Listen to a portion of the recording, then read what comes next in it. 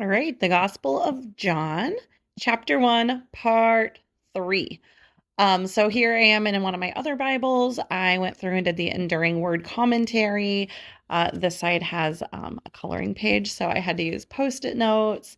And I can see how it's all nice and easy to reference because what I highlighted here is highlighted in the same color where I took the notes, just so I can stay organized. I love how the commentary breaks down really important aspects of the book. So while the other gospels focus on what Jesus did in Galilee, John focuses more on what was said and did in and around Jerusalem. And it also focuses on how Jesus came from heaven, demonstrating that Jesus is God.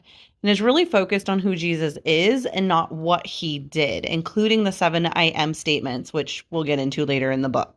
It also tells us exactly who this disciple Jesus loved was. So this is John, the son of Zebedee, and Salome, the brother of James. He's the fishing business partner of Peter and Andrew. He's also known as one of the sons of thunder.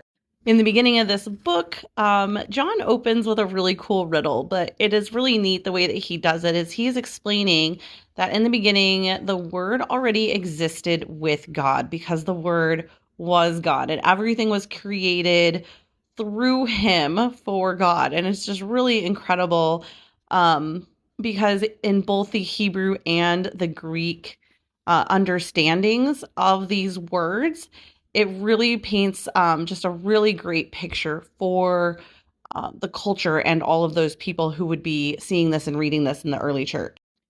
This chapter also talks about the 4 main witnesses. So John the Baptist is making the way clear for the Lord. And it talks about how he would know who he was. It would be that the Spirit would descend upon him like a dove. And that is how John the Baptist would know and be able to proclaim that he is the Messiah.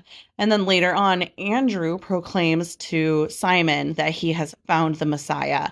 And then Philip proclaims to Nathanael that he has found the Messiah. And then Nathanael goes so far as to say that he is the Son of God.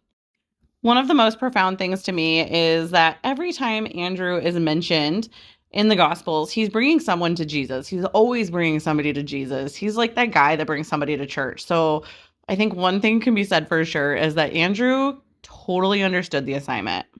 When we see later the references to Son of Man, Son of Man was the way that Jesus admitted he was the Messiah without the political connotations that would come with saying he's the Messiah or he's the King of Israel. And so it's really interesting because it refers to the prophecy in Daniel 7, verses 13 and 14. So all in all, absolutely love this study.